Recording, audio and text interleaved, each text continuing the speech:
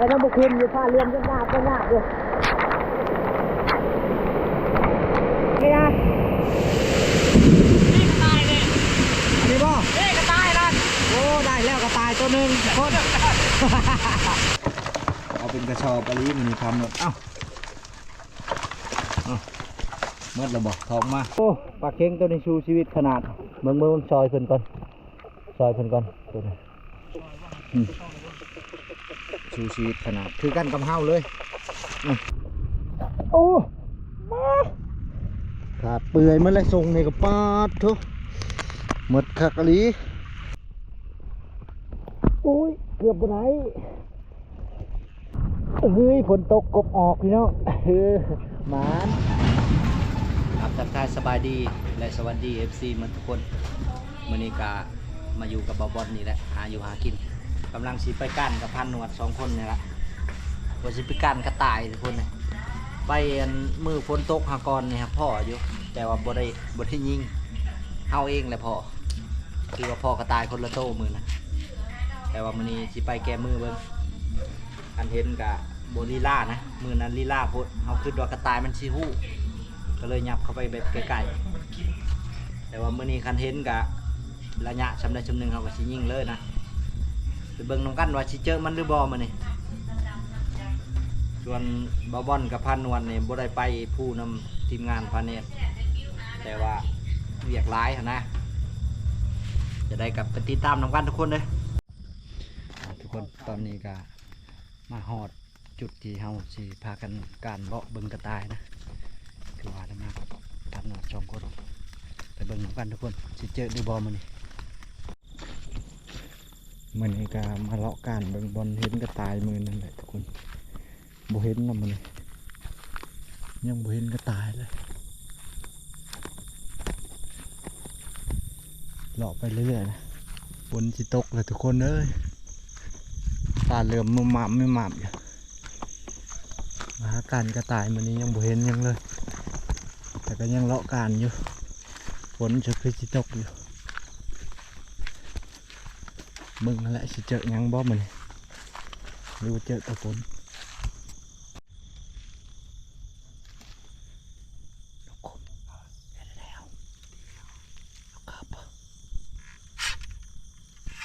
เจอนกคุม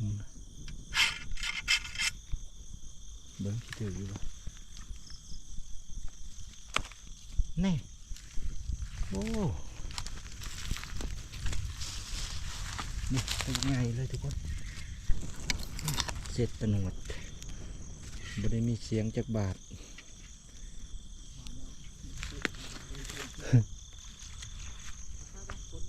ฝนมาแล้วทุกคน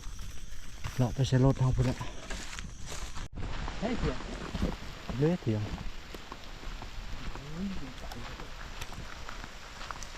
ฝนกำลังมาทุกคนเราขอพาไปหาบอลลี่ก่อนกูนอนหน้าก่อนนอนเลยตอนนี้ก็ไปหาบอลลี่ก่อนฝนตกค่อนข้างแห้งเติบกันแข็งนี่ก็คือสิเปียกนึงพอแล้ว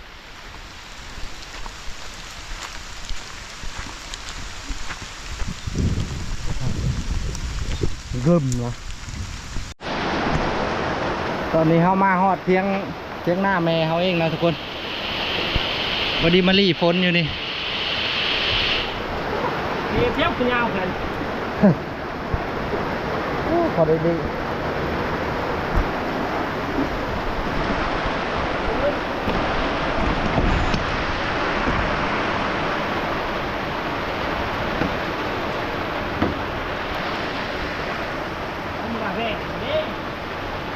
คือลืมเลยใครจะมาทันทุกคนทางฮอดตอนนี้ฝนตกแห้งแต่ว่าตอนมาฝนตอนนี้เราทันวันนี้เปียกอยู่แล้วทันเลยก็เขาพอทันนี่เละคนนี้ฝนตกแล้วไม่จะทาไปรัดป้าเลยทุกคนวันนี้นะเพราะว่ากระต่ายนี่ก็คือจะมืดชิดแล้วเป้าหมายเขากับเปลี่ยนแล้วบัดนี้เป็นป้าบื้นน้ำนะเดี๋ยวรออีกก่อนกันนอนเอา ระหวังที่ล่อทางอะเขาพ่อกับแม่เขาที่ออกมาลงเลยเขายอดบ่ มันเริ่มมาลำนี้แหละขน้ำไหลลงแล้วมันเริ่มมันรักษา ปั๊มบืดแล้วปั๊ม มีบ่แหอยู่เยังอ่ะ นั่นแหละคือถามมัน แหจะไปเอาไปจะมือนี่เนี่ยเป็นน้ำมันนะ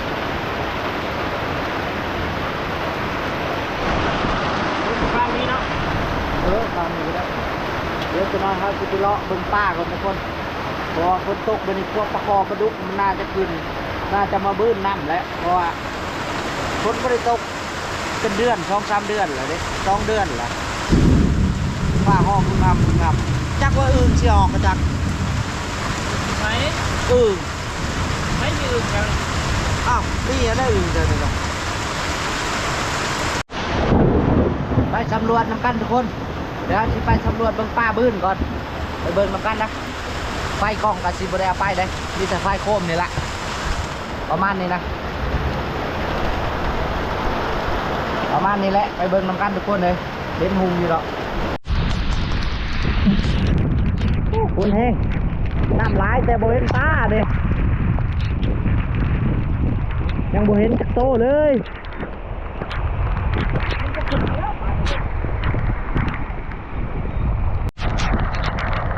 คนแห้ง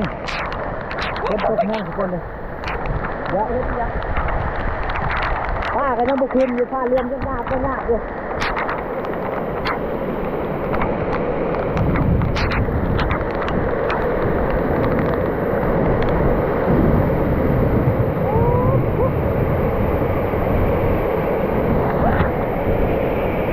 เดือดมดเลยอย่าไปแก้มันนะอย่าแก้มันนะอย่าแก้มันก็ยาก นี่กระต่ายเนี่ย อันนี้บ่ นี่กระต่ายนั่น โอ้ได้แล้วกระต่ายตัวหนึ่งคนฝนตกแห้งขนาดเลยทุกคนเลยน้ำนี่ร้ายขนาดแต่ว่าป้านี่จักซิมี่หรือบ่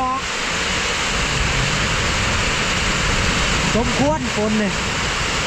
สมควรหยุดได้แล้ว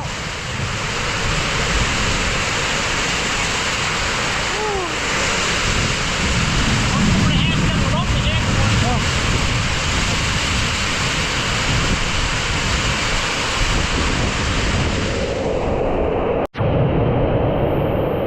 ฝนแห้งขนาดทุกคนฟังเสียงฝนนี่กับ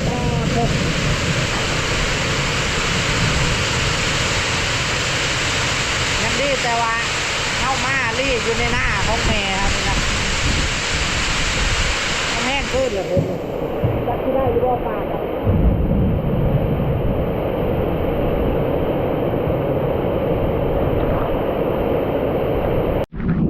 ไปสำรวจเบิ้งมันสิมีปลาอยู่บ่พี่น้องไปเบิ้งอยู่ก้นพายพุ่นแหละคือห้ามอยู่เพิ่ง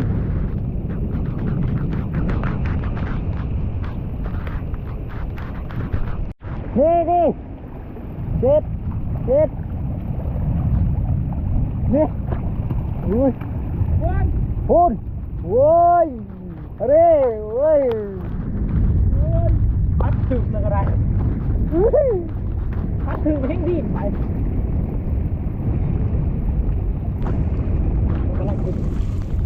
ไรครับ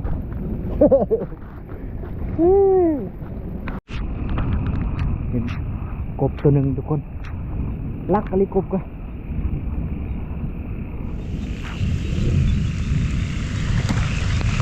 นี่ได้แล้วกบนี่หมานทุกคนหาจับกบนะมือดิบท่านป้าก็หาเอากบกบทุกคน อันนี้ก็กบแล้ววะเฮ้ยฝนตกกบออกพี่น้องหมานจับกบเรียบร้อยหมานแต่กบมาเนี่ย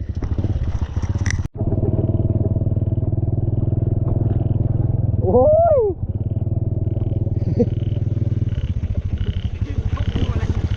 ถืออยู่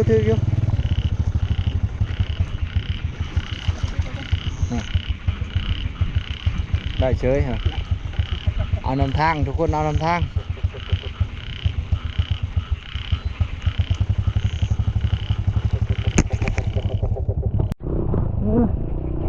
ครบทุกคนคนละโต้กับตะนวดแต่ว่าจักสิได้หรือเปล่าเฮาไปแล้วไปแล้วพุ่นปาดทุกแลนไปน้ำพุ่นแล้วโอ้มาขาดเปื่อยมันเลยส่งในกับปาดทุกหมดคักอะลีมึงตัวยาวตัวนี้ตัวนี้ตัวใหญ่แท้ตัวนี้เด็กเห็นหัวตามัน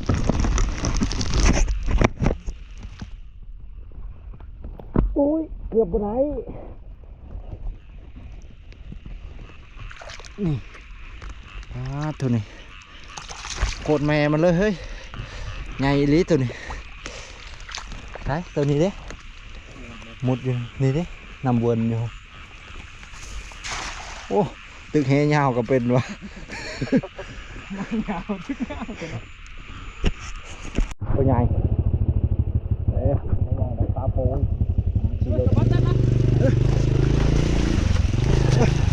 เต็มแล้วโอ้ยเกือบบ่ได้ปะเกือบอยู่ปุ่นเลยบ้าจะหลายโตเติบแล้วพี่น้องเอ้ยเจ็บเอาลำทางเลยบริทายก็มีหลายโตละชดตับมันเลยสบาย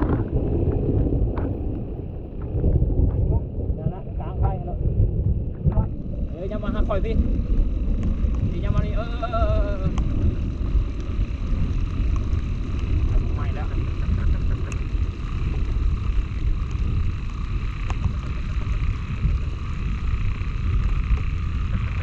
นี่โอ้โหกำจะบาทหนึ่งเลยยังบ่ถืออยู่บ่ถือบ่ได้กล่อมก่อนตัวใหญ่อยู่ทุกคนนี่ละกบบ้านเฮาแล้วเนี่ยตอนนี้เฮาก็พากันเลาะมาฮอดหน้าตะนวดเลยทุกคน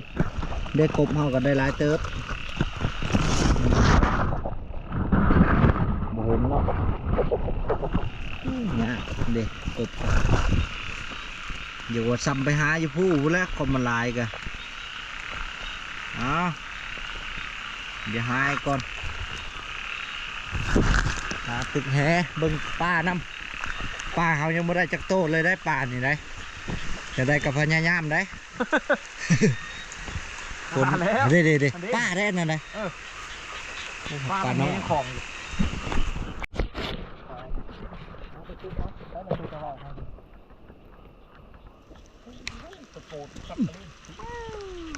ทำไมมันคักจับกบกันเต้นลงน้ำมาเลยตัวหนึ่งเลย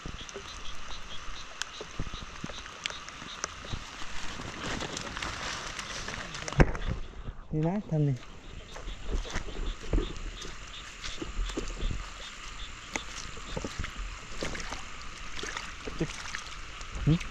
ใช่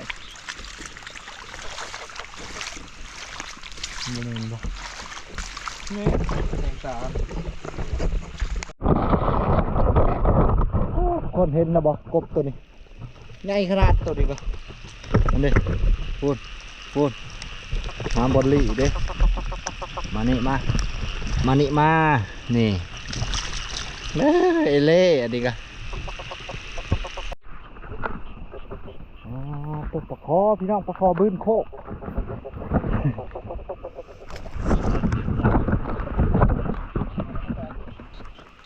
เกียบก้อนถามแล้วมันกำลังจะขึ้นเนาะตะนวดเป็นจับเลย2 โตเนาะ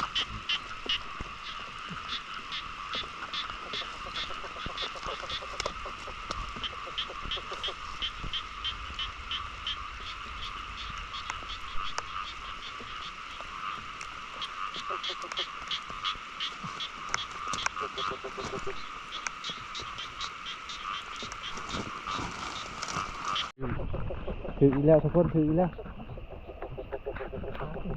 ปลาอยู่เนาะมันจะลุยไม้ดิโอ้ยตัวนี้ ปลานี่ขอบ่โอ้น้องนี่เครียดหลายเด้อห้องแซ่ๆสิเครียดนะฮะเอ้าถือปลาเฉย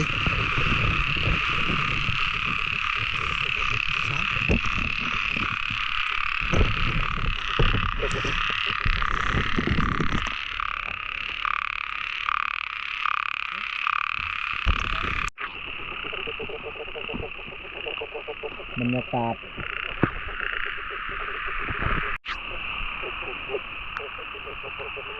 เห็นอะไรวะเขียดนี่เหรอลายเถอะลายสมควรเลยไว้ให้มันออกปีหน้าเนาะเอาแต่ตัวใหญ่ๆเอาเดี๋ยวโอ้เอาแล้วเขียดใหญ่เลยเขียดเหลืองทุกคนเขียดเหลืองไม่เท่ามากเลย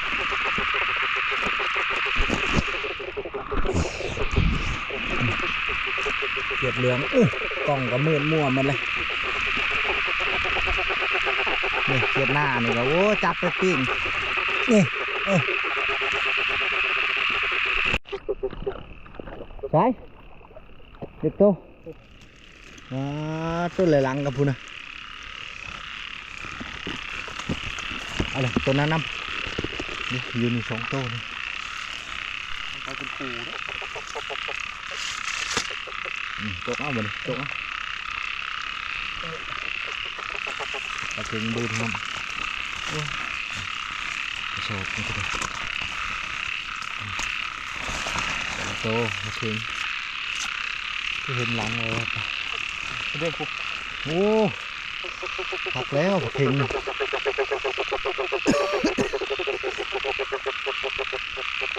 ตัวใหญ่เลยนี่ป้าที่หกมาเลย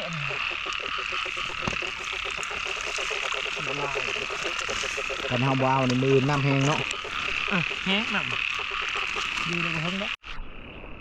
เลาะไปเลาะมาป้าเขาก็ได้หลายแต่ว่าแมวนี่ทุกคนมาลักมาจอบกินอยู่ป้อตัวแมวนี่มาแข่งพ้นทาป้าเลยมันเห็ดตัวร้ายจะเป็นปลาเค็งนะหรือว่าปลาหมอแหละโอ้ปลาเค็งตัวนี้ชูชีวิตขนาดเมืองซอยเพิ่นก่อนซอยเพิ่นก่อนตัวนี้ชูชีวิตขนาดคือกันกับเฮาเลย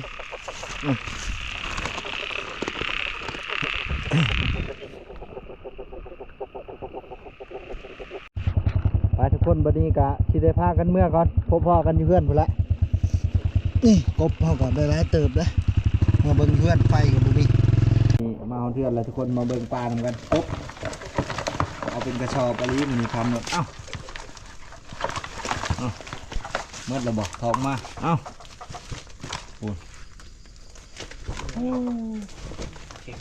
ชุมเฮาเนี่ยโบแมนในพานกระสอบเด้อแต่ว่ามื้อนี้เอาเป็นกระสอบพอบริถือกันของไปปล่อยไปนำกบกัน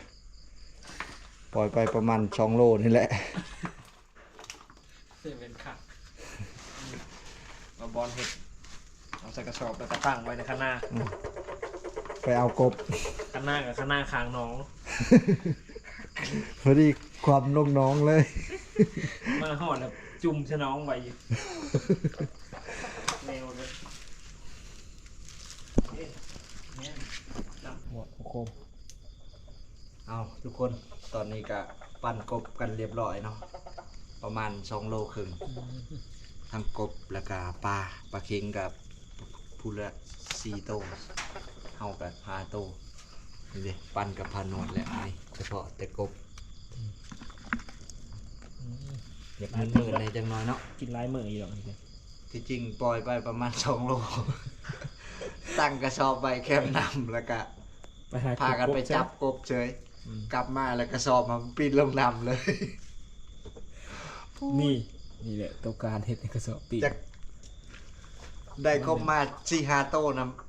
มาเบิ่งในกระสอบนะจนยังเมิดมากตึกเอาอีกใครแต่มันเป็นน้องมันอยู่ในทางแล้วกับบริหกปได้ตึกง่ายอยู่ขึ้นอยู่ที่จริงเขาชิได้มาแต่บนเด็กปันนี่อันนี้น่าจะประมาณ เที่ยงคืนหรือตีหนึ่งพุ่นแหละอ่ะจังไดกะเดี๋ยวมาวนกับสิหมดคลิปไว้เทมซำนี้ติดตามเบิ่งคลิปหน้าทุกคนเดี๋ยวสิให้เบิ่งอีกพบพอกันใหม่เด้อทุกคน